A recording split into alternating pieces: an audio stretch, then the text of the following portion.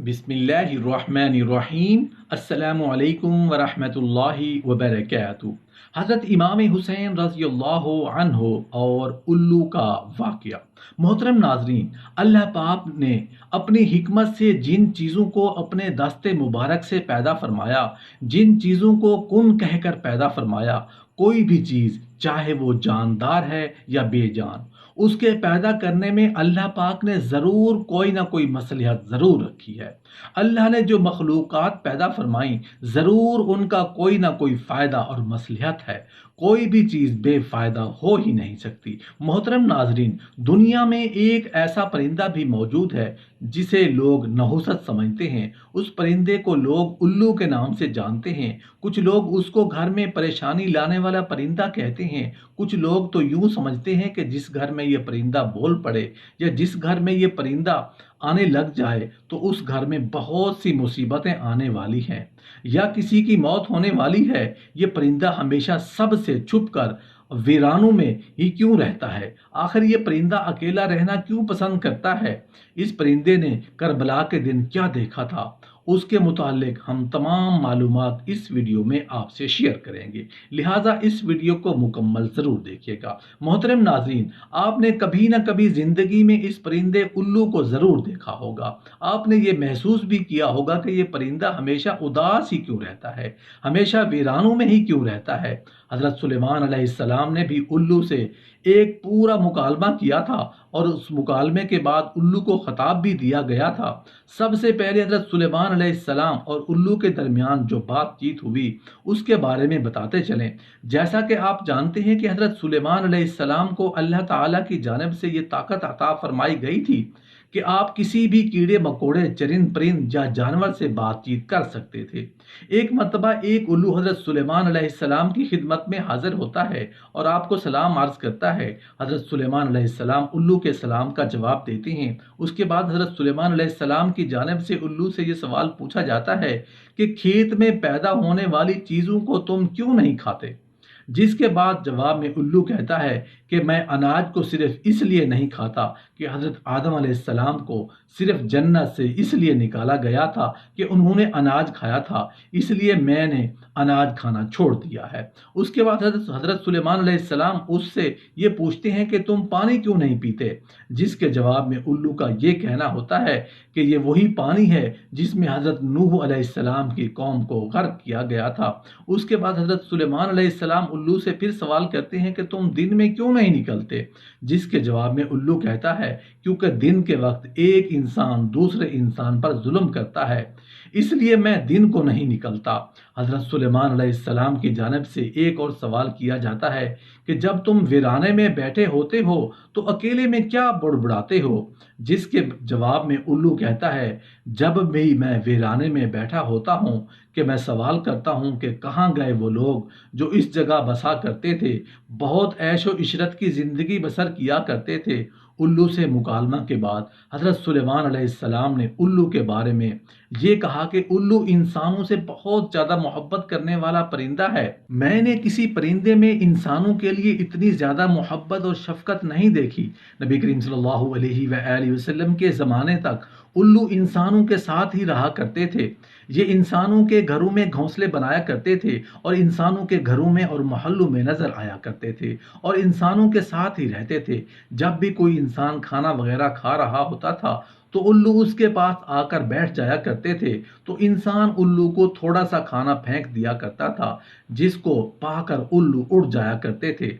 हज़रत इमाम जाफ़र रज़ियल्लाहु अन्हु इस चीज़ की तस्दीक भी करते हैं कि नबी करीम सल्लल्लाहु अलैहि वसल्लम के ज़माने तक उल्लू इंसानों में रहा करते थे। नाज़रीन, एक बार एक शख्स हज़रत इमाम जाफ़र रज़ियल्लाहु अन्हु की खिदमत में हाजिर हुआ। उस शख्स ने अर्ज़ किया कि आप मुझे बताइए कि ये जो परिंदा उल्लू हमेशा वीरान जगहों में क्यों रहना पसंद करता है और हमेशा उदास ही क्यों रहता है? आपने फरमाया, ऐ शख्स, आज तू जिस परिंदे को देख रहा है ये परिंदा हमेशा से ऐसा नहीं था। ये परिंदा हमेशा वीरानों में नहीं रहता था और ना ही उदास रहता था। उसके साथ ऐसा वाक़या पेश आया कि उस वाक़े के बाद ये परिंदा हमेशा हमेशा के लिए उदास रहने लगा है।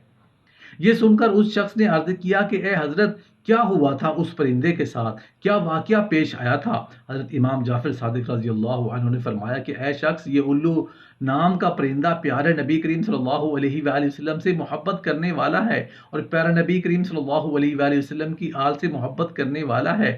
جب اس پرندے کو پتہ چلا کہ حضرت امام حسین رضی اللہ عنہ کربلا میں اپنے تمام ساتھیوں کے ساتھ رکے ہیں، تو یہ پرندہ محرم کی رات کربلا میں جا پہنچا۔ حضرت امام حسین رضی اللہ عنہ سے عرض کرنے لگا کہ یہ میرے لیے کیا حکم ہے؟ حضرت امام حسین رضی اللہ عنہ نے فرمایا، اے پرندے، تو یہاں سے چلا جا، کیونکہ کل جو کچھ بھی میرے نبی کریم صلی اللہ علیہ وآلہ وسلم اور ان کی آل کے ساتھ ہونے والا ہے وہ تم دیکھ نہیں پاؤ گے۔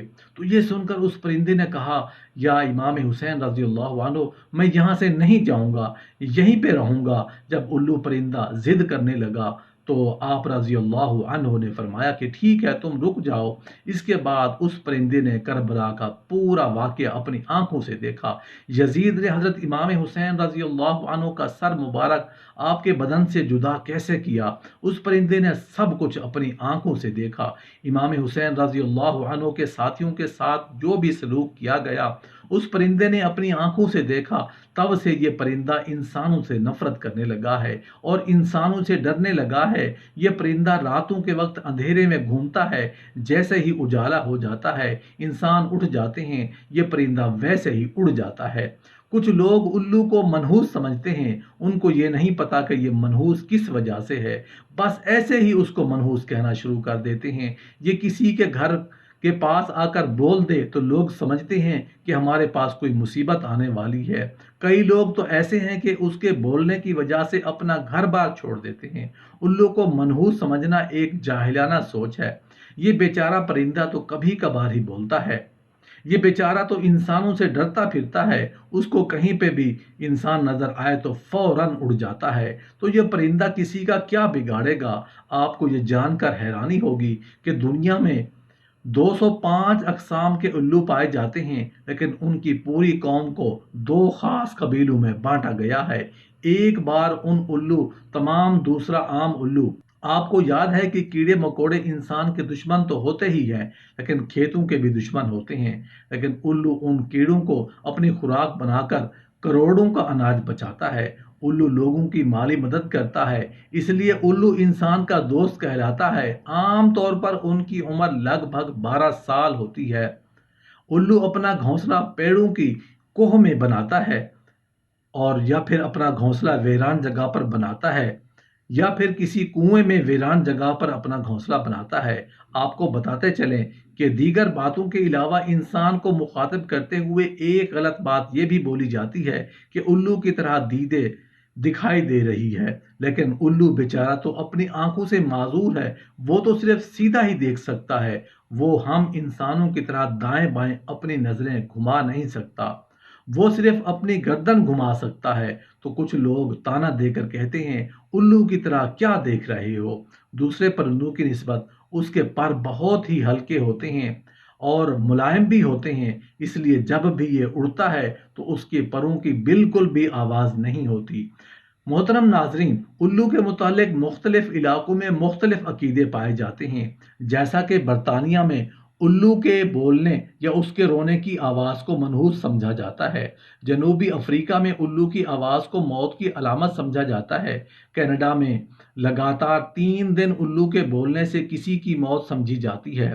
چین میں الو دکھائی دینے پر پڑوسی کی موت سمجھی جاتی ہے۔ ایران میں الو کی اچھی آواز کو خوشی کی خبر مانا جاتا ہے اور رونے والی آواز کو بری خبر سمجھتے ہیں۔ ترکی میں بھی الو کو منحوس ہی سمجھا جاتا ہے، لیکن سفید الو کو صحیح سمجھا جاتا ہے۔ ہندوستان میں الو کا گھر پر بیٹھ کر بولنا اچھا شگون نہیں مانا جاتا، لیکن ہندوستان میں دیوالی کے موقع پر خوشخبری لانے والے کے لیے اور جادو ٹونے ختم کرنے کے لیے الو کی بلی چڑھاتے ہیں، یعنی کہ الو کی قربانی لیتے ہیں۔